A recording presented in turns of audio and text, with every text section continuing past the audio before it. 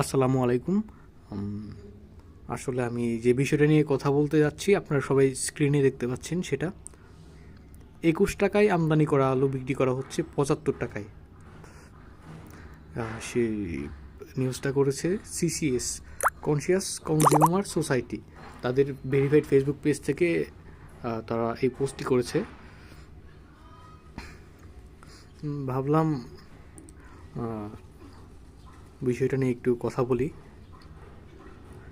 মানুষ কি পরিমাণ ঠকবাজ এবং দুর্নীতিবাজ হতে পারলে এই কাজটা করে। এমনি দেশে প্রত্যেকটা জিনিসের কাঁচামাল থেকে শুরু করে প্রত্যেকটা জিনিসের দাম বেশি, চড়া, মানে চড়া দাম।